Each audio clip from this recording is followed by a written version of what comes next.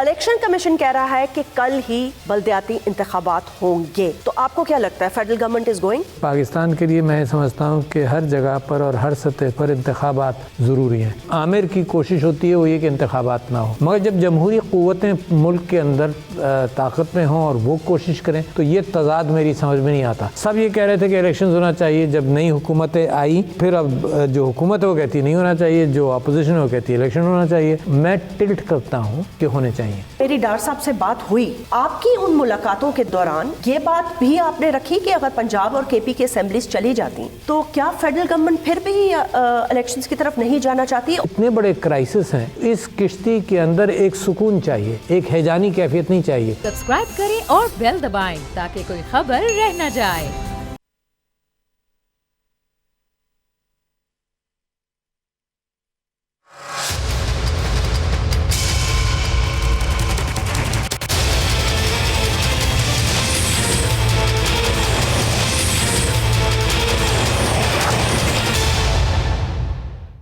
बिस्मिल्लाहिर्रहमानिर्रहीम, अस्सलाम वालेकुम। मैं हूं जैस्मीन मंजूर और आप देख रहे हैं प्रोग्राम बस बहुत हो गया। आज हमारे इस प्रोग्राम में एक बहुत ही स्पेशल गेस्ट है।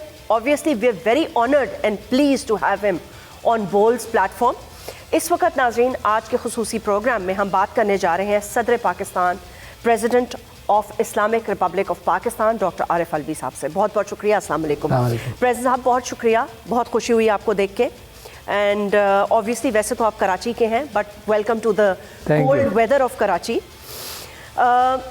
जहाँ वेदर कोल्ड है वहाँ सियासी माहौल इस वक्त फुल प्रेशर कुकर की तरह बर्स्ट होने वाला है, चाहे वो पंजाब हो या सिंध हो। तो मैं सिंध की सूरत हाल से आज, बिकॉज बड़ी खबर ये है कि मुत्तहिदा कौमी मूवमेंट पाकिस्तान, जो कि कोलिशन पार्टनर है इम्पॉर्टेंट, दो कि आप वफाक के रिप्रेजेंटेटिव हैं, सबको जोड़ने की बात कर रहे हैं। I saw your recent interview with BBC which was very good, माशाल्लाह। वो ये कह रहे हैं कि हम हुकूमत से निकलने जा रहे हैं।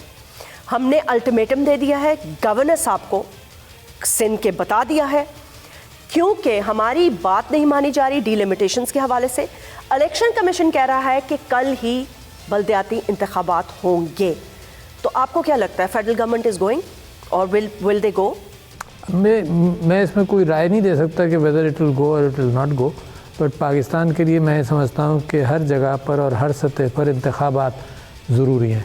और as the president of Pakistan जो ज़िम्मेदारी मुझे कराची वालों से शुरू होकर और फिर मुझे इलेक्ट किया गया असेंबली से, तो मैं समझता हूँ कि प्रेसिडेंट की ज़िम्मेदारी ये होनी चाहिए कि आइन के ऊपर जो आइन की स्पिरिट है उसको फॉलो किया जाए, ना कि आइन के अंदर लूप होल्स तलाश कर करके और इलेक्शन से गुरेज किया जाए। तो मैं तो हमेशा का एडवोकेट हूँ बल्दियाती इंतखाबात के हवाले से और फेडरल इलेक्शंस के हवाले से और प्रोविंशियल इलेक्शंस के हवाले से कि इलेक्शंस ही वही चीज़ है जहाँ पर लोगों की राय का ओपिनियन सर्वेज और ओपिनियन पोल से हटकर लोगों की राय की अक्कासी होती है। और जब मुझे मुल्क में नज़र आए मुख्तलिफ़ जगहों पर कि लोगों की राय की अक्कासी के एतबार से यही कोशिशें की जा रही हैं। अब आइन के अंदर एक पॉसिबिलिटी ऑफ लूप होल और एग्जिस्टिंग लॉज के अंदर ये है कि जी डिलिमिटेशन नहीं हुई। जी बिल्कुल है। अच्छा, इलेक्शंस के हवाले से जब मैं महसूस करता था कि सुप्रीम कोर्ट भी कह रहा है कि इलेक्शंस होने चाहिए, सुप्रीम कोर्ट ने मिसाल के तौर पर शहबाज शरीफ जो मौजूदा प्राइम मिनिस्टर हैं, जब वो नहीं थे है, उनको बुलाकर पूछा भाई इलेक्शंस होने चाहिए, उन्होंने कहा जी होने चाहिए। अच्छा, क्या हुआ? इलेक्शन कमीशन को जब बुलाकर पूछा जी, उन्होंने कहा कि हम नहीं कर सकते। अजीब बात। अच्छा, ये बात समझ में नहीं आई। आइन तो कहता है कि भाई हर वक्त तैयार होना चाहिए। It is like war for example कि हमारी फोर्सेस ये कहें जी हिंदुस्तान जंग कर रहा है, हमारे ऊपर हमला कर रहा है, या कोई और मुल्क है। मैं मिसाल दी कि हमारी हिस्ट्री है हिंदुस्तान के अंदर के साथ स्कर्मिशेस की, तो वो हमारी फ़ौज कहे जी अभी हम तैयार नहीं, इसको 4 महीने पोस्टपोन कर दें, उनसे रिक्वेस्ट करें कि 4 महीने के लिए आगे कर दें। तो ये आइन के अंदर एक पक्की तैयारी थी और मैं समझता हूँ सुप्रीम कोर्ट को जब ही इस बात को पूछना चाहिए था कि क्या वजह है कि तुम तैयार नहीं हो। एक बात। दूसरी बात ये कि डिलिमिटेशंस एक ऐसी कैफियत है जिसके अंदर पार्लियामेंट और लेजिस्लेचर, और मैं आपको ये भी बताना चाहता हूँ कि पार्लियामेंट्स और लेजिस्लेचर्स इलेक्शंस के ख़िलाफ़ भी रहें, डिपेंड करता है। यानी मुशर्रफ साहब की आमिराना हुकूमत के ज़माने में वो इलेक्शंस के ख़िलाफ़ वो भी रहे, या ज़िया-उल हक साहब की आमिराना हुकूमत के ज़माने में वो भी रहे, या अयूब खान के ज़माने के अंदर इलेक्शंस और लोकल बॉडीज़ के हवाले से। तो जो आमिर की कोशिश होती है वो ये कि इंतखाबात ना हो, मगर जब जमहूरी क़ुव्वतें मुल्क के अंदर ताकत में हों और वो कोशिश करें तो ये तज़ाद मेरी समझ में नहीं आता। सब ये कह रहे थे कि इलेक्शन होना चाहिए, जब नई हुकूमतें आई तो फिर अब जो हुकूमत है वो कहती नहीं होना चाहिए, जो अपोजिशन है वो कहती है इलेक्शन होना चाहिए। तो मैं टिल्ट करता हूँ कि होने चाहिए और मेरा आइन ये कहता है कि इंतखाबात वक्त पर होने चाहिए या जल्दी होने चाहिए, मगर इंतखाबात होने चाहिए। तो ये बड़ी अहम बात है कि इंतखाबात से गुरेज जो है ना ये अनडेमोक्रेटिक लगता है, स्पेशली बल्दियाती इंतखाबात बहुत बड़ी ज़रूरत है। लेकिन फिर बात वहीं पे आ जाती है कि अगर MQM पाकिस्तान वो कह रहे हैं कि अगर ये होता है विदाउट डिलिमिटेशंस, बिकॉज ऑब्वियसली आप पॉलिटिकल कमेंट नहीं कर सकते, लेकिन वो ये कह रहे हैं, फिर तहरीक इंसाफ ने एक बड़ा मौक़िफ़ दिया जो बहुत बड़ी अपोजिशन पार्टी है, और उन्होंने कहा कि हम तो प्रेसिडेंट साहब से कहेंगे कि प्राइम मिनिस्टर शहबाज शरीफ को कहें कि वोट ऑफ कॉन्फिडेंस लें। अच्छा, ये स्पेकुलेटिव कैफियत है, वो कहेंगे और मैं करूँगा या लूँगा, तो आइन जो कहता है उसी के ऊपर चलना चाहिए, है ना। आइन ये मतलब अगर नंबर शॉर्ट हो गए तो फिर तो लेना पड़ेगा। अगर ये महसूस हो, आइन यही कहता है, अगर ये महसूस हो कि सदर को कि वोट ऑफ कॉन्फिडेंस हुकूमत के ऊपर कॉन्फिडेंस नहीं है इन द लेजिस्लेचर, तो प्रेसिडेंट जो है वो वोट ऑफ कॉन्फिडेंस के लिए कह सकते हैं। मूविंग ऑन, मैंने ये सिचुएशन जो पंजाब में KP में डेवलप हो रही है, and I obviously wanted to ask you this question. बड़े दिनों से मैंने सोच के रखा था, दो कि अब शायद उन मुलाकातों को काफ़ी दिन हो गए। आई नो मेरी डार साहब से बात हुई, लेकिन आपकी उन मुलाकातों के दौरान ये बात भी आपने रखी कि अगर पंजाब और KP की असेंबलीज चली जाती, अब तो आपने देखा कि जो भी पॉलिटिकल हालात बने उसके बाद अगर चली जाती हैं तो 70% पाकिस्तान में अगर इलेक्शन हो जाता है दोबारा, तो क्या फेडरल गवर्नमेंट फिर भी इलेक्शंस की तरफ नहीं जाना चाहती, और उसकी कोई ख़ास मखसूस उन्होंने वजह आपको बताई है? Because you had 2-3 meetings with. नहीं, मैंने उसके अंदर इस बात का जिक्र किया मिसाल के तौर पर। मैं समझता हूँ कि एनर्जी के मामले में कंजर्वेशन होनी चाहिए, और पिछले दिनों भी वो मेरे पास प्रपोज़ल लेकर आए थे, और सिर्फ वो नहीं लाए थे बल्कि जो मौजूदा प्राइम मिनिस्टर हैं, जब भी मेरी उनसे मुलाकात हुई तो मैंने उनसे कहा कि एनर्जी कंजर्वेशन पर काम करो, पॉजिटिवली लेकर इस बात को चलो, पैसा बचाएं। हम खुद ही कहते हैं कि भाई बिजली कम इस्तेमाल करो मिसाल के तौर पर, इसी वजह से हुकूमत ने भी ये सजेस्ट किया कि आवर्स कम कर लिए जाएं या पंखे बदले जाएं वगैरह वगैरह। तो वो मेरे पास तशरीफ़ लाए थे, वो और कुछ और मिनिस्टर्स भी आए थे, और उन्होंने कहा कि जी इसको हमें कामयाब करना है। तो मैंने कहा बिल्कुल करना है, मगर मैंने कहा कि देखो इसको आवाम को सेल कौन करेगा, है ना। आवाम को सेल करने के लिए सियासी जमातें, और क्योंकि सियासी जमातों का ताल्लुक़ सारी सोशल तंजीमों से होता है, तजारती तंजीमों के साथ होता है, तो जब तक आवाम को कोई चीज़ बेची नहीं जाएगी तो प्रॉब्लम तो है। नंबर 1। नंबर 2 ये कि IMF के साथ जो आपकी अंडरस्टैंडिंग है, और ज़रूरी है, मैं समझता हूँ कि IMF के साथ, क्योंकि जब आपकी कैफियत ऐसी हो बैलेंस ऑफ पेमेंट्स के एतबार से, डॉलर डिप्लीशंस के एतबार से, और अपने रेवेन्यू जनरेशन के एतबार से, तो IMF की कंडीशनैलिटीज़ बाहर वाले इम्पोज करते हैं, वो डिसिप्लिन जो हम खुद अपने अंदर नहीं पैदा कर सकते। बिल्कुल। अच्छा, जब उनकी कंडीशनैलिटीज़ का असर आवाम पर होगा तो आवाम को बेचेगा कौन ये? दूसरी बात मैंने आपसे कही। सही बात। तीसरी बात मैं आपसे ये कह रहा हूँ कि जब इतने बड़े क्राइसिस हैं तो इस किश्ती के अंदर एक सुकून चाहिए, एक हैजानी कैफियत नहीं चाहिए। आपको मालूम है बहुत सारी किश्तियाँ बांग्लादेश में और उधर दरियाओं पर जो होती हैं, ओवरलोड की वजह से और कैफियत हंगामे की वजह से वो जिन्हें आप टिल्ट करके डूब जाती हैं, डूबने लगती हैं। पाकिस्तान इंशाल्लाह कभी भी ऐसी कैफियत में नहीं होगा, मगर हजकोले लेने वाली किश्ती के अंदर बेइंतहा ज़रूरी है कि उसके अंदर एक यूनिटी ऑफ एफर्ट हो। किश्ती के अंदर भी बैलेंस रखना पड़ता है, आप वाकिफ़ हों कि अगर सब एक तरफ हो जाते हैं ना तो उधर ही वो टिल्ट करके डूबने लगती है।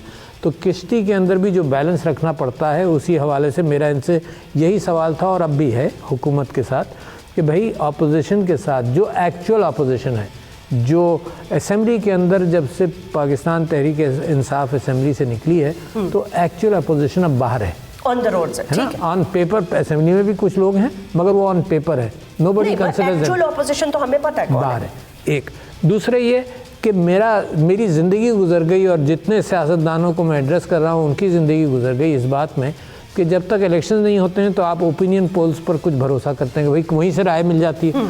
कुछ मेरे और आपके परसेप्शंस होते हैं, मगर वो परसेप्शंस तो हमारे अपने सब्जेक्टिव होते हैं मेरे तासुबात के साथ। मगर जब ओपिनियन पोल होता है तो उसे पता चलता है पॉपुलैरिटी किसकी है। तो इस वक्त पॉपुलैरिटी उस ऑपोजिशन की है जो बाहर बैठी है। बिल्कुल ठीक बात है, ठीक है ना।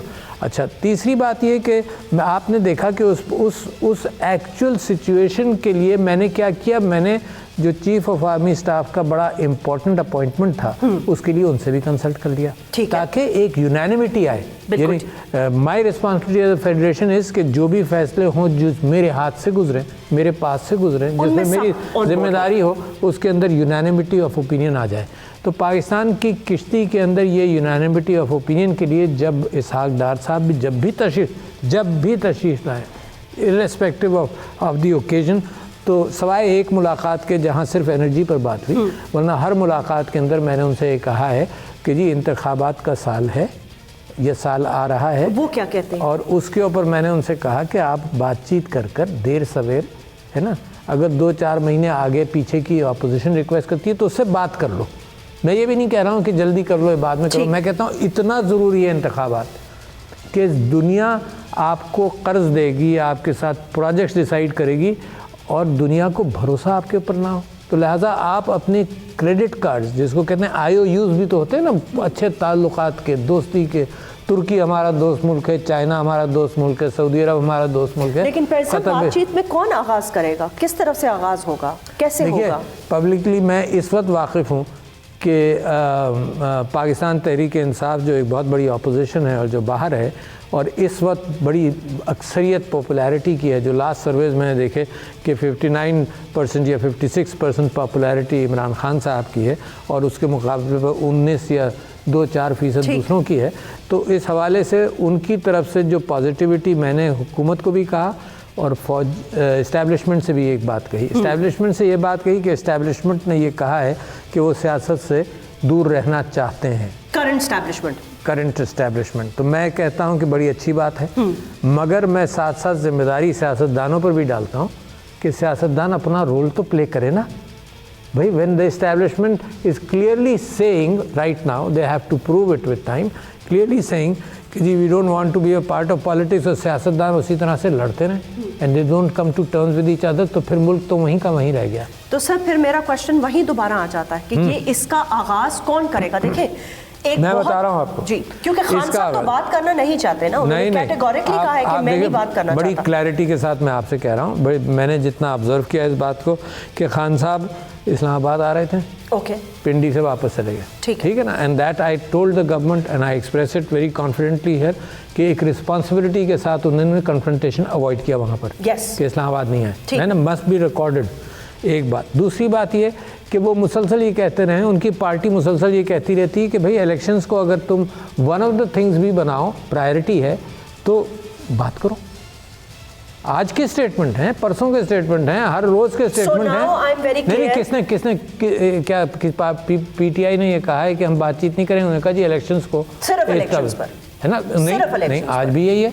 उन्होंने कहा जी इलेक्शंस पहले और बाकी चीज़ों पर बाद में। तो ये पहले बात की सुनो, अगर मुल्क की तकदीर इस बार हो कि जी पहले आप सलाम करेंगे, नहीं मैं पहले सलाम करूंगा, बात है, ठीक है, कमाल है। Okay, so now we are clear. तो is the government not ready, मतलब हुकूमत पाकिस्तान इस वक्त नहीं बात करना चाहती क्योंकि उनको इलेक्शन शायद सूट नहीं करते?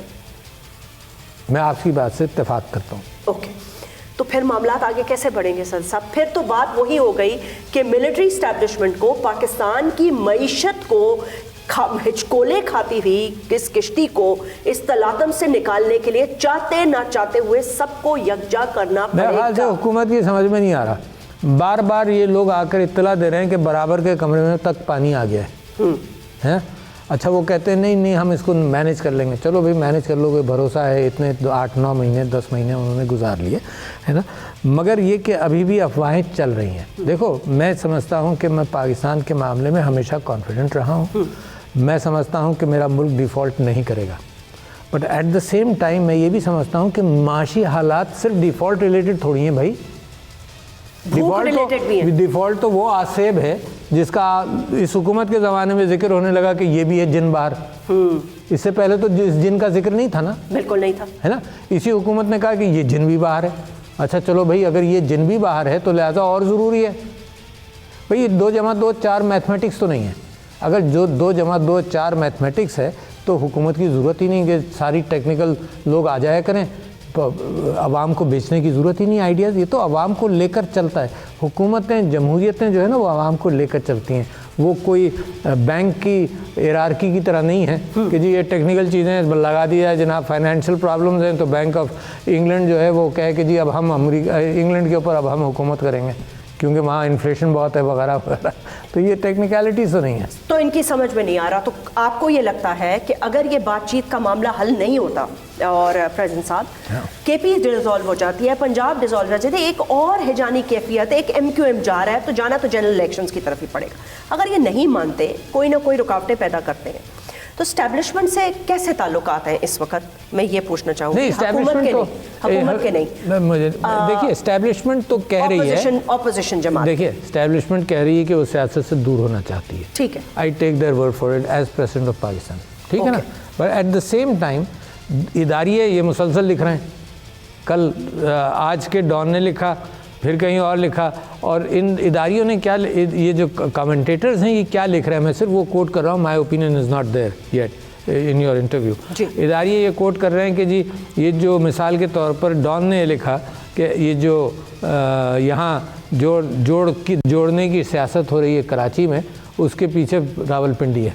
अच्छा एहतियात कर रहे हैं वो क्या 2 दिन पहले उन्होंने कहा कि जो बलूचिस्तान के अंदर जो हो रहा है वो भी उसके पीछे। अच्छा अब ये जनरल परसेप्शन है ना। तो मैं समझता हूँ, मैं अपने इदारों से भी ये कहता हूँ कि आपका एक कमिटमेंट है जो आपने पब्लिकली किया है, उस कमिटमेंट के हवाले से आपके एक्शंस के अंदर नज़र आना चाहिए, क्योंकि ये बड़ा लॉन्ग टेन्योर है इस बात का कि interference of the establishment in politics. और ये इस्टेब्लिशमेंट ने एक्सेप्ट करके कहा भाई 30 साल 31 साल तो एक्चुअल रहे ना, अयूब खान, ज़ियाउल हक, मुशर्रफ। उसके बाद इस्टेब्लिशमेंट ने कहा कि जी PTI को लाने में भी हमने मदद की, 3-4 साल उसके लगा दीजिए। फिर IGI के अंदर अज़हर खान साहब ने ख़ुद कोर्ट में गए कि जी ये IGI की जो बनाई थी उसके अंदर भी इस्टेब्लिशमेंट का रोल था। तो ये 36 साल के तकरीबन की कहानी है। तो उसके अंदर it is a very good thing कि establishment today intends to get out. It may take time. I have this very important question, क्योंकि हम एस्टैब्लिशमेंट की, इलेक्शंस की, इन चीज़ों की बात कर रहे हैं। मैं आपसे ये पूछना चाहती हूँ कि ऑब्वियसली नए कमांड आ गया है, नए chief of the army staff हो गए हैं, आप सुप्रीम कमांडर हैं, आपकी बातचीत भी हुई होगी, पहले भी हुई होगी। पहले में और खान साहब में बहुत ज़्यादा दूरियाँ पैदा हो गई, बहुत ज़्यादा तलखी पैदा हो गई। उस तलखी को कम करने में आपने बहुत इंपॉर्टेंट रोल प्ले किया, कोशिश की एटलीस्ट आपने। अब वो हुई या नहीं हुई वी रियली डोंट नो। लेकिन खान साहब आजकल एक नई बात कर रहे हैं, वो ये कह रहे हैं बड़े कॉन्फिडेंटली कि मेरे ऊपर ये फैलाया जा रहा है कि एक रेड लाइन लगा दी गई। आपने भी सुना होगा उनकी इंटरव्यूज़ में भी, दीगर जगहों पे भी। अब एक बहुत बड़े पॉलिटिकल लीडर अगर ये कहते हैं हु इज़ जस्ट बीन, जिनके ऊपर अभी असैसिनेशन अटेम्प्ट किया हो, कि मेरे पे रेड लाइन लगा दी गई है, तो इसका मतलब है पॉलिसीज़ का तसलसल वही है। और साथ वो ये कह रहे हैं कि अभी भी हमारे लोगों को कॉल्स आ रही हैं, तो फिर पॉलिसीज़ का तसलसल तो वही है। इसकी वजाहत तो वो कर सकते हैं, मगर मैं बड़े कॉन्फिडेंटली ये बात कह रहा हूँ कि कोई रेड लाइन किसी पर लग नहीं सकती। जो जिसका लिंक आवाम के साथ हो, कोई रेड लाइन नहीं लग सकती। कुछ कहीं कहीं सेटबैक तो हो सकता है, मगर रेड लाइन के हवाले से जमहूरियतों के अंदर तो रेड लाइन का वैसे भी सवाल नहीं पैदा होता। लीडर्स के ऊपर शायद होता हो। अच्छा, लीडर्स के ऊपर भी नहीं सवाल पैदा हो सकता। कभी-कभी माइनस के फॉर्मूलास चले हैं। यही सबसे ज़्यादा नुकसानदेह है ना। कोशिश हमने कर ली, मिसाल के तौर पर हम बड़े ख़राब तजुर्बात से गुजरे हैं, जिसके अंदर कुछ हमारा कसूर, कुछ इंटरनेशनल ताकतों का कसूर, कुछ हिंदुस्तान का कसूर के हमने रेड लाइन ड्रॉ की मशरक़ी पाकिस्तान के अंदर, जहाँ और भी साजिशें हो रही थी, इंटरनेशनल साजिशें हो रही थी। मगर फिर हमने सैल्वेज करने की यहाँ तक कोशिश की कि जब मुजीबुर रहमान साहब यहाँ गिरफ्तार थे तो भी हमने उससे कहा कि यार इकट्ठा पाकिस्तान की कोई बात कर लो तो we will accept you back, है ना। यहाँ तक भी बात भुट्टो साहब ने खुद कहा इस बात को ना, है ना। They made an effort. तो कोई red, this is very artificial. ये रेड लाइन लगाने से ऐसा थोड़ी है कि आग वहाँ रह जाएगी, मज़ीद फैलेगी। हाँ, ये तो फैलेगी आग ना रेड लाइन लगाने से। और मैं ये समझता हूँ कि ये जो कुक बुक की तरह बैठकर अगर कोई कुछ लोग और कि कुछ अफराद ये सोचते थे कि कमरे में बैठकर जी we are the best people to decide on what is happening, ये गलत परसेप्शन होता है। जिसका आवाम से ताल्लुक़ होता है असल वेव वो लेकर चल रहा है। इवन समटाइम्स गलत डायरेक्शन में भी ले जाते हैं लोग पॉपुलर वेव को। मगर पाकिस्तान की खुशकिस्मती ये है कि मैं नहीं समझता हूँ कि कोई पाकिस्तान के अंदर आज भी कोई अनपैट्रियाटिक वेव है।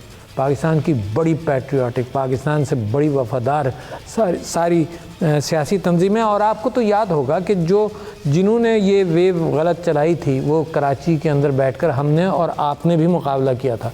You reported on in the 2013 election, I remember very well कि जब इलेक्शन वहाँ पर भी इलेक्शन नहीं होने दिया गया और फिर उसके बाद हमें क्या क्या मतलब आपने भुगता इस बात को, भुगता मैंने, है ना। तो जब आप इस बात की जो कराची की हिस्ट्री से आप अच्छी तरह से वाकिफ हैं तो हमने तो बहुत भुगता है, बहुत और भुगता है। 25-30 साल भुगता है, यानी अपने घरों पर फायरिंग भुगती है अपने। मैं और क्या बताऊं कि क्या क्या हमारे यहाँ लोग कत्ल हुए हैं ज़ोरा आपा मेरे ही इलेक्शन के चक्कर के अंदर। जी हाँ, और बहुत तलखी है, बहुत एक बैड पास्ट है। प्रिंस साहब आपकी इजाज़त एक वक्फा ले लूँ? जी sir. We have to take a short break नाज़रीन, ब्रेक के बाद गुफ्तगू जारी रहेगी।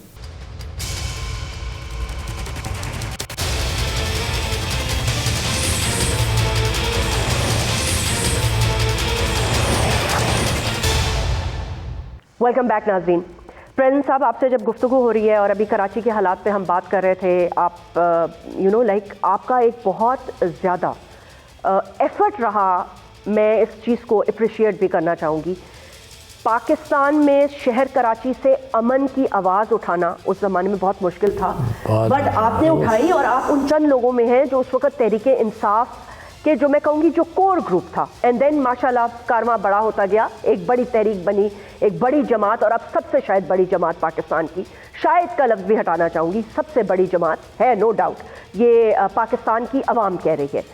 क्योंकि जो हम बाई इलेक्शंस का या जिस तरह भी हम रिजल्ट देख रहे हैं, जिस ट्रेंड में भी हम देख रहे हैं। अब coming back to this question, मैं हमेशा से बहुत ज़्यादा इंट्रीग्ड रही and I always wanted to ask you. मैंने खान साहब से भी ये सवाल पूछा जब वो कराची आए, मैं बहुत इंट्रीग्ड थी एंड आई थिंक पब्लिक भी बड़ी इंट्रीग्ड होगी इस बात से।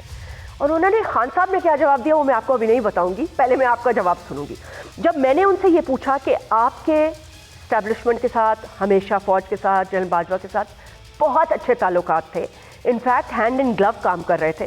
ठीक है, तलखी हर एक में हो जाती है, कभी पेज फट भी जाता है, दैट्स फाइन, फिर जुड़ भी जाता है, that's part of our politics. जब ये सारे मामलात इतने ख़राब हुए तो आपको इस सारी की इन्फॉर्मेशन तो होगी, लेकिन खान साहब ने कहा कि मुझे बैक स्टेप कर रहे थे, मुझे धोखा दे रहे थे, ये मुझे बाद में पता चला। आपको पता था? Were you aware of this? नहीं, देखो, जो सियासी लेवल पर खान साहब अप्रिशिएट कर रहे थे वो मैं अप्रिशिएट नहीं कर सकता। ठीक। अच्छा, मेरा पॉलिटिकल पार्टी से कोई डायरेक्ट ताल्लुक भी नहीं है, ठीक है, बट इमरान खान साहब was my leader, is my leader, we work together. सारी जुस्तजू जो उनकी सियासी जुस्तजू है उसमें लम्हे लम्हे का साथी मैं हूँ, since before the party was established. ठीक है ना, पार्टी तो बाद में बनी, मेरा ताल्लुक और मेरी अप्रोच उनसे पहले से हुई। I have found him truthful, I have found him honest, I have found him very committed to a task. वो बंदा जो शौकत खानम बनने के काबिल नहीं और लोग उसको एडवाइस करें उसके पीछे पड़ा रहा, नमल के पीछे पड़ा रहा, तहरीक इंसाफ के पीछे पड़ा रहा। जब तांगा पार्टी हम होते थे, हमारे पर तंज होता था कि जी है ना, जलसा हम करते थे, 80 लोग होते थे, उसमें से 40 बच्चे होते थे, 40 बड़े होते थे। तो we travelled a good road together for Pakistan. He was never interested in making money, never. उसके जहन के अंदर वो सेक्शन ही नहीं है। I was never interested in that, looking at Pakistan to improve upon it. अच्छा जी, उस रोड के अंदर जितने जगहों से हम गुजरे, तो जो ये आपने जिस बात का जिक्र किया कि दूरी हो रही थी, तो दूरी मुझे अखबारों से एविडेंट थी, है ना। अखबारों से जो एलिगेशंस एंड काउंटर एलिगेशंस थे उससे एविडेंट थी। बाद में जब मेरी मुलाकात हुई, यानी जब खान साहब प्राइम मिनिस्टर थे तो मेरी मुलाकातें उनसे कम हुई और पब्लिक हुई सारी। खान साहब से? इमरान खान साहब, सारी पब्लिक। प्राइम मिनिस्टर से कम मुलाकातें? सारी पब्लिक हुई, ठीक है ना। कोई हिडन मुलाकात कभी भी नहीं हुई। I can very much claim कि when I was the prime minister कभी कोई हिडन मुलाकात नहीं हुई प्रेसिडेंट। अच्छा, तो खान साहब की मुलाकातों के अंदर इनफ्रीक्वेंसी थी, मगर जब ये मूवमेंट होने लगा वोट ऑफ नो कॉन्फिडेंस का, तब मेरी उनसे फ़ोन पर भी बात हुई और मैंने उनको ये मशवरा दिया। जो अच्छा हुआ उन्होंने अमल नहीं किया उसके ऊपर। मैंने उनसे कहा था आप असेंबली से नहीं निकले हैं, अगर वो नहीं निकलते तो बाद के चीज़ों ने ये साबित किया कि लोगों में पजीराई इस बात की भी, हालांकि लोग अभी भी कभी राय देते हैं कि होना चाहिए, मगर लोगों के अंदर जो उनका पॉपुलैरिटी का वेव चढ़ी वो इस बात पर चढ़ी कि he was really frustrated not in the sense of depress but frustrated in anger. क्योंकि कभी अखबारात में मिला उल्टा फ्रस्ट्रेटेड को, उन्होंने कहा कि खान साहब डिप्रेस है ना, बहुत प्रेशर डेवलप। नहीं, अखबारों ने भी फ्रस्ट्रेटेड को ट्रांसलेट किया उर्दू में कि खान साहब बहुत डिप्रेस थे। डिप्रेस नहीं, frustrated in anger, he is not one of कभी नहीं होते। तो इन एंगर तो वो डेस्परेशन था, उन्होंने कहा जी मैं तो जाऊंगा, तो लिहाजा कोई ठहरता भी नहीं उनके साथ वहाँ पर। तो आई थिंक लोगों को पब्लिक के अंदर ये बात और उनका साइफर नैरेटिव ये पब्लिक के अंदर सेल किया है ना। और मैं समझता हूँ कि उसके बाद अब जो कैफियत डेवलप हो रही हैं तो उसके अंदर एक पॉजिटिव एक्शन अब तो यही होगा जो आप जानती हैं, मेरा एक बेसिक प्रेमिस है कि बैठकर बात करके टेम्पर्स को कूल डाउन करो, किश्ती को सहारा दो। सिर्फ इशू पॉलिटिकल नहीं है, इशू बहुत बड़ा इकोनॉमिक है। बिल्कुल, इतना ही बड़ा अशदहा, इकोनॉमिक अशदहा है जिसके अंदर आप फंसे हुए है ना, वेरी डिफिकल्ट। सो प्रेसिडेंट साहब, मेरा ठीक है आपकी खान साहब से मुलाकात नहीं हुई, मतलब है जो भी हुई पब्लिकली हुई, कोई ऐसी हिडन बातचीत नहीं हुई है वो, but as a supreme commander अगर किसी chief of the army staff या एस्टैब्लिशमेंट पे इतने बड़े इल्ज़ामात लग रहे हों, which you would must have सुना होगा, पढ़ा होगा आपने अखबारात में, सोशल मीडिया की दुनिया भी है, मीडिया भी इतना आज़ाद है। एक सोशल मीडिया जो आप सवाल कर रही हैं ना, उसके अंदर सोशल मीडिया का बहुत बड़ा हाथ है, बहुत बड़ा हाथ ये है। जो डिस्टेंसेस हुए ना, ये अभी भी वो सोशल मीडिया का हाथ है।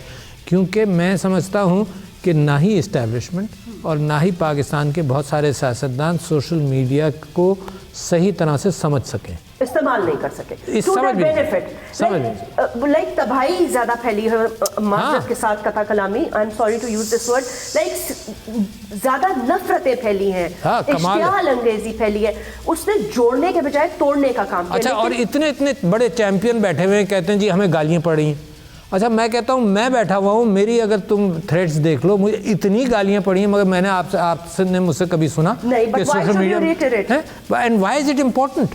To me it was never important कि सोशल मीडिया में कोई मुझे गाली देता हुआ चला गया। व्हाई इज इट इम्पोर्टेंट भाई? लेकिन प्रेसिडेंट पे फिर एक ये सवाल यहाँ पे, फिर अब आपने क्योंकि बात छेड़ी है तो जेन्युइन बात, ये सवाल फिर बनता है, लोग कहेंगे सवाल क्यों नहीं पूछा, सोशल मीडिया पे ज्यादा कंट्रोल किस पॉलिटिकल पार्टी का, ये आपको पता है? हमारा है, पीटीआई का था जब मैं पीटीआई में था। नहीं, बिल्कुल जी, पीटीआई ने तो आगाह किया कौम को कि पॉलिटिक्स के अंदर सोशल मीडिया इस्तेमाल हो सकता है। किया। जब इमरान खान से आप बात ये पूछेंगी सोशल मीडिया तो वो नाम लेगा वहाब अलवी का और हमारा, है ना, क्योंकि मैं ट्विटर 2006 में जब बना है ना, तो मैं 2007 से ट्विटर पर हूँ, है। तो सोशल मीडिया एक लाउड स्पीकर की तरह है कि उसके अंदर लोगों को इत्तला दी जाती है अच्छी चीज़ों की। अच्छा, वही लाउड स्पीकर के अंदर अगर ख़राब बातें हैं तो ज़रूरी थोड़ी है कि उतना ही जेन्युइन है कि मस्जिद से अजान भी लाउड स्पीकर से आ रही है और वो एक ख़राब डांस पार्टी हो, कोई बात हो, वो भी लाउड स्पीकर से, लिहाजा लाउड स्पीकर ख़राब है।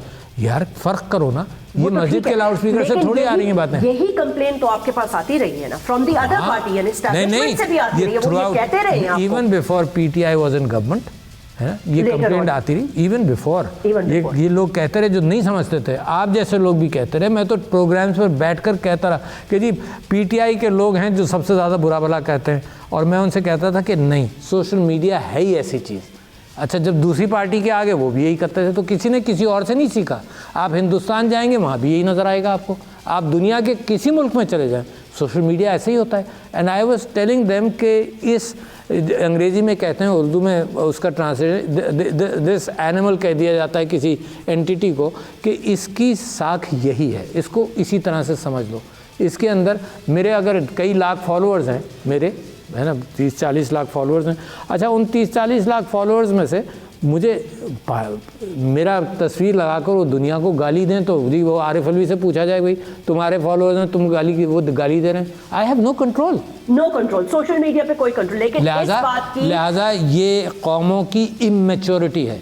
And I am not saying that only, New York times talked about the fact कि द यूएस प्रेसिडेंट्स को सोशल मीडिया ने कितना ख़राब किया। कि बिल्कुल किया है, बिल्कुल तो किया। मैं तो पाकिस्तान, अच्छा और ये इंटेलेक्चुअल बात है, इसमें एड की ज़रूरत नहीं है सोल्यूशन के लिए कि ग्रांट चाहिए हमें सोशल मीडिया को हम समझ लें, ये तो इंटेलेक्चुअल बात है ना। तो मैं तो लोगों से अपील करता हूँ कि अब भी वक्त है कि सोशल मीडिया को अपनी सही जगह पर अपने जहन में प्लेस कर दो। कोई डंडे की ज़रूरत नहीं है, you don't have to send आपको नहीं लगता कि खान साहब ये कर सकते हैं, करवा सकते हैं? क्या सोशल मीडिया को ठीक करें? ठीक नहीं करें, लेकिन आपने लोगों को तो कह सकते हैं।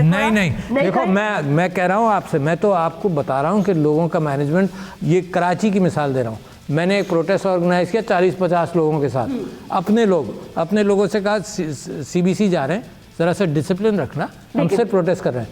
वो एक साहब ने गुस्से में आकर जो दरवाज़ा खींचा, दरवाज़ा टूट गया, FIR कट गई जनाब, 2 साल में FIR भुगतता रहा वहाँ पे पेशियाँ। तो 40 लोगों में मैं कंट्रोल नहीं कर सकता। आप कह रही हैं कि सोशल मीडिया पे कंट्रोल करूँ? यार नहीं, सोशल मीडिया पे I have no control on anybody who follows me in social media. I agree, I completely agree. लेकिन क्या ये कंप्लेंट एस्टैब्लिशमेंट आपके पास और दीगर जगहों पे खान साहब ने खुद भी एडमिट किया, बार बार नहीं लेके आए कि जी इनको इधर थोड़ा सा, अब हमें पाकिस्तान को पूरी दुनिया के आगे बहुत ज़्यादा एक ऐसा मुहाज बन गया है कि लग रहा है कि अफवाज पाकिस्तान और शायद अपोजिशन पार्टी के दरमियान जितनी मिसअंडरस्टैंडिंग्स है वो it's on the media, social media. So it's affecting the relationship, isn't it? हाँ, so that's the poverty of it ना, कि बच्चों की लड़ाई गली में शोर हो रहा है और जनाब यहाँ जो लोग हैं वो बंदूकें निकाल कर एक दूसरे के सामने खड़े हो जाएं। इज दैट यही होता है? ये जो जब आप इमेच्योरिटी से मोहल्ले की झगड़ों को ऐसे ही देखेंगे तो बच्चों का झगड़ा, औरतों का या मर्दों का झगड़ा बनता है, हथियार आ जाते हैं। रोज़ाना अखबार की कहानी है भाई, हथियार आ जाता है, एक आध आदमी कत्ल हो जाता है। तो इसको, इस झगड़े, सोशल मीडिया को उसी लेवल पर ले जाएं जहाँ पर है। ना वो आपके पुराने टूल से एड्रेस होगा, ना वो सिपाही भेजने से सोशल मीडिया करेक्ट हो जाएगा। ठीक बात है, ठीक है ना। जो आप यहाँ सिपाही भेजेंगे उसके पास पुलिस का, है ना, तो वहाँ पर उसका जो इंटरनेशनल कोई उसका दोस्त होगा जिसको पता चलेगा वो शुरू हो जाएगा, वहाँ सिपाही भेजेंगे। और फिर दुश्मन मुल्क भी तो फायदा उठाता है। कितने अकाउंट्स पकड़े गए हैं जो भारत से ऑपरेट हो रहे थे। मैं बार बार ये कह रहा हूँ कि सोशल मीडिया को अपनी सही जगह पर रखो। उसकी रिलायबिलिटी के हवाले से आप देखें इंडिया ने कितना एक्सप्लॉइट किया इस बात को, पाकिस्तान की बदनामी कितनी की। आप उसको काउंटर करते हैं इंटेलेक्चुअली, आप उसको ज़बरदस्ती से काउंटर नहीं कर सकते। लड़ाई झगड़े से नहीं होगा। प्रिंस साहब एक बात बताइएगा, क्या chief of the army staff जो अब हैं उनकी आपके साथ कोई मुलाकात में ये चीज़ डिस्कस हुई कि इसमें आपने, मुझे पता है कि वो आप ये बता चुके हैं, वो भी ये कह चुके हैं, लेकिन बहरहाल पाकिस्तान की सियासी सूरत हाल को मद्देनज़र रखते हुए, मुआशी सूरत हाल को, इसमें उन्होंने कोई किसी तरह की इंडिकेशन की कि एटलीस्ट आप एक रोल प्ले करें कि सबको एक जगह लाने की, लेकिन आपके अब कोई नहीं सुन रहा, तो फिर नहीं वो देखें वो मुझे मेरे रोल के मुतालिक, मैं उनको उनके रोल के मुतालिक कुछ नहीं समझाऊंगा।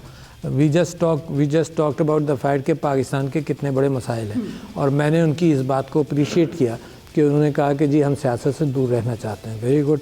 मैंने इसी वजह से जब भी मेरी उनसे उसके बाद 1-2 मरतबा और मुलाकात हुई, जब पहली मुलाकात के बाद भी 2 मुलाकातें हुई हैं, तो उनके अंदर मैंने उनसे यही कहा कि जी इसी बात को बुनियाद बनाते हुए मैं सियासतदानों को कह रहा हूँ, और मैंने उनको भी नहीं कहा कि आप सियासतदानों को कहें।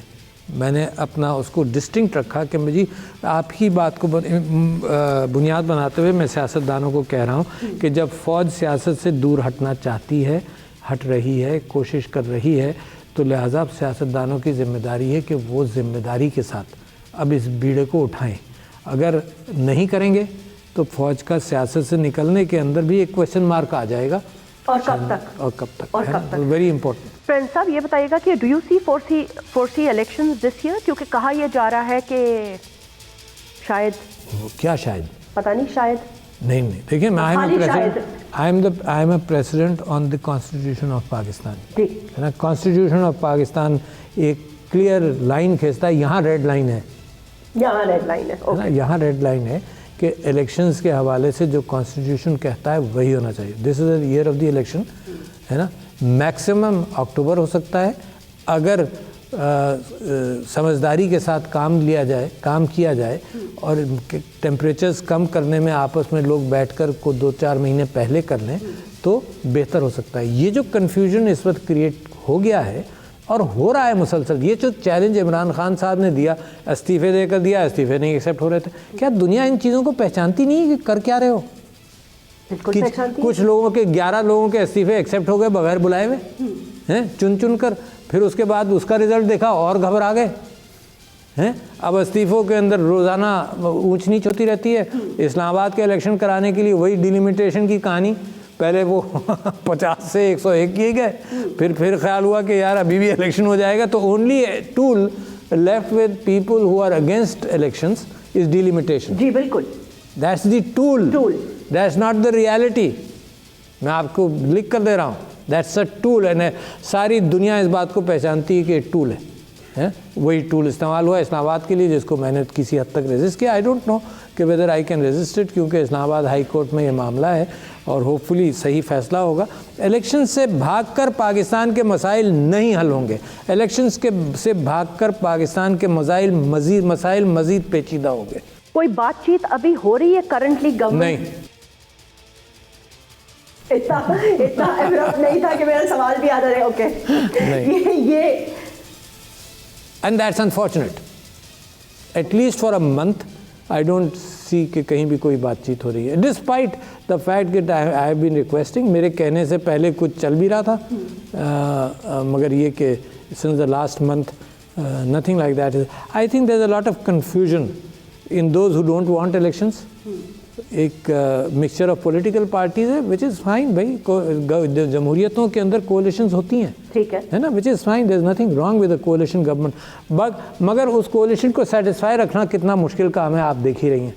इवन पाकिस्तान तहरीक इंसाफ की गवर्नमेंट में कोalition पार्टनर्स को सेटिस्फाई करने के अंदर बड़ी मुश्किल आती थी। इवन जहाँ भी कोalitions बनती हैं, इसराइल के अंदर मुसलसल बनती रहती हैं, और वो उसका जो उन्होंने अपनी आइडियोलॉजी का वहाँ सत्यानाश उन्होंने किया इसी वजह से, हैं, तो वहाँ भी हर जगह ये मुश्किल पैदा होती है। तो अब मैं पाकिस्तान की आवाम से अपील करना चाहता हूँ कि इंतखाबात के अंदर बड़ी ज़िम्मेदारी के साथ रोल प्ले करें, इस बात को पक्का करें कि धांधली ना हो। मेरी एफर्ट्स जो धांधली के ख़िलाफ़ थी, इलेक्ट्रॉनिक वोटिंग मशीन और ओवरसीज़ पाकिस्तानी सी वोटिंग, वो पूरी नहीं हो सकी।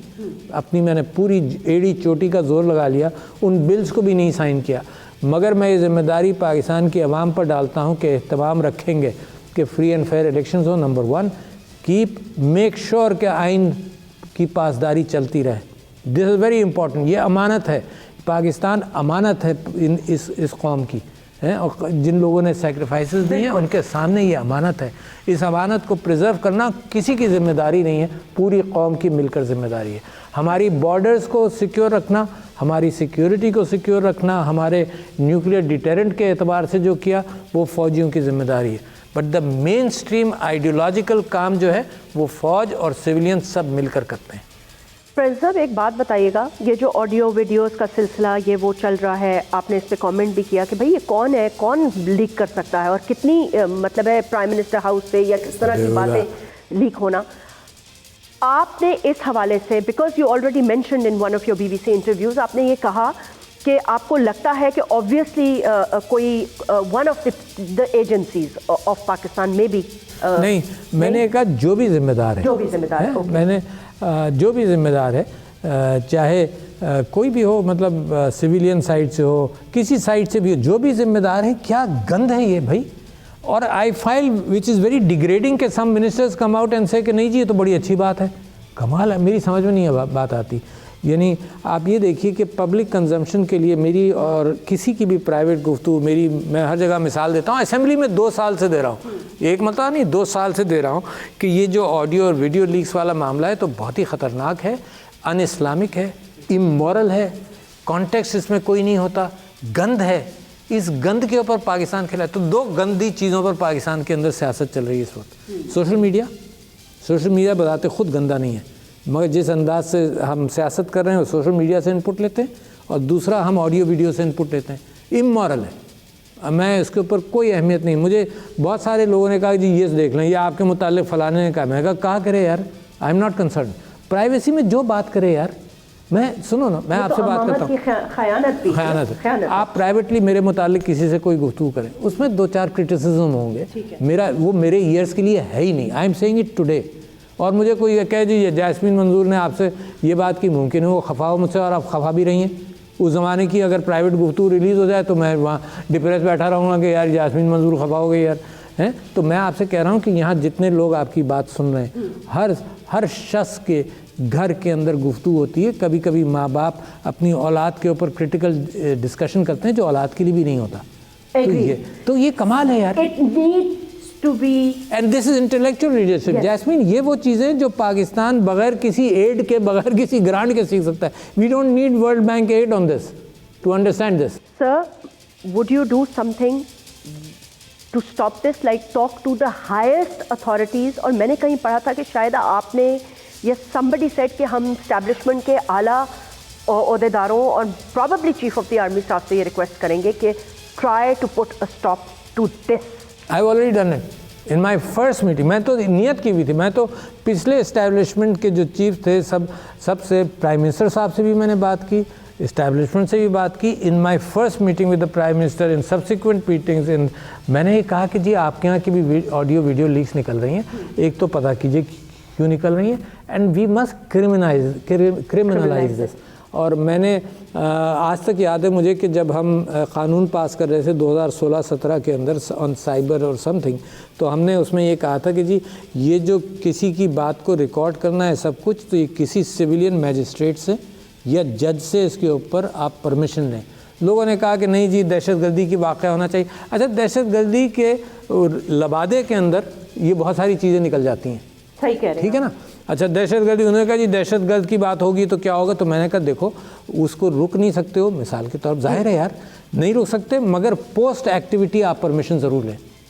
अच्छा, ये देखो, ये जंग के अंदर तो होता है कि आप स्पाइस भेजते हैं, आप इंफॉर्मेशन रिकॉर्ड करते हैं, और जंग के अंदर दुश्मन रिकॉर्ड करता है। आपको याद होगा मुशर्रफ साहब की recording coming back from China during the Kargil episode was release to the world, you know, through whatever to whoever, हैं। अच्छा, ये चीज़ें जंगों में तो होती हैं, मगर अपनी सिविलियन सोसाइटी के अंदर ये एक पर्दा है ना, ये अल्लाह ताला ने इस्टेब्लिश किया है। मुमकिन है नेक्स्ट जनरेशन के अंदर ये पर्दा हट जाए, मगर इस जनरेशन के लिए तो तबाकुन है आपके ये ऑडियो वीडियो लीक्स पर खेल रहे हैं। हद हो गई, immoral. Therefore it is necessary कि लोगों का ओपिनियन बने। यानी ये जो कर रहे हैं ना, इनको तो फ़ायदा होता है, किसी की वीडियो लीक निकाल दी आज, उसको यानी क्या कहते हैं गंदा कर दिया, कल उसकी निकाल दी, उसको गंदा करने की कोशिश की। लोगों के अंदर ये अच्छी बात है कि इसका रेजिस्टेंस बनना शुरू हो गया। People are not giving it as much importance as the first few. Yes, they're not. Actually, people are pretty disgusted by this. Plus the fact कि उसका एक डाइल्यूशन ये भी आ गया कि किसी की आवाज़ किसी के चेहरे पर और कैसी भी लगाकर बेची जा सकती है, which is very, very, very, very sad. So, Prince साहब, now we've come to the end of the interview. मैं ये कहना चाहूँगी कि thank you so much. Thank you. It was a pleasure talking to you after such a long time. बहुत सारी बातें आपने की, बहुत सारे पहलुओं पे, बहुत सारे important issues पे आपने रोशनी डाली. So I hope you have a great stay in Karachi, and I hope that better. और मेरी आपसे रिक्वेस्ट है मीडिया से कि देखें, जो मेरा मकसद है गुफ्तगू का, वो मेरे साथ भी और दूसरों के साथ भी वो अमानतदारी आप पकड़े रहें। इसके बावजूद कि आप कहीं कोई आदमी स्कैंडलाइज करने की कोशिश करते हैं कभी कभी इंटरव्यूज़ को, नतीजा होता है गलत पिक्चर निकलती है। But the merit of good journalism which you uphold, तो please keep on upholding that, कि you project what is really meant. And अल्फाज के एर फेर के अंदर मैं इतना अच्छा लफ्ज़ यूज़ करने वाला आदमी नहीं हूँ। आपके अल्फाज हमारी अमानत है। Thank you very much. Thank you so much. नाज़रीन, आज के इस खुसूसी इंटरव्यू में हम बात कर रहे थे सदर पाकिस्तान से। उनका शुक्रिया अदा करना चाहूँगी। आज के प्रोग्राम का वक्त ख़त्म हुआ, मुझे इजाज़त दीजिए, आपसे फिर मुलाकात होगी। अल्लाह हाफ़िज़।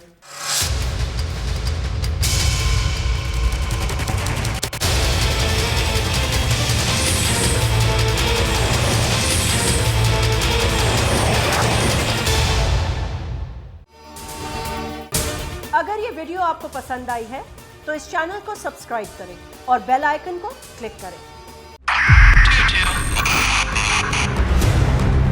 2022 बहुत सारे तोहफे भी देखे गया पाकिस्तान की आवाम को।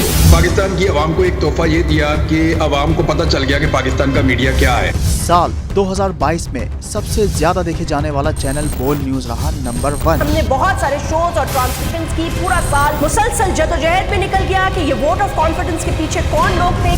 तोड़े रेटिंग के सभी रिकॉर्ड। सोशल मीडिया पर भी सबसे ज्यादा तेजी से 2.4 बिलियन व्यूज का संगे मील अबूर किया। एंकर्स को भी आवाम में सबसे ज्यादा मकबूलियत मिली और सोशल मीडिया पर भी बोल रहा सब पर भारी। सब्सक्राइब करें और बेल दबाएं ताकि कोई खबर रह न जाए।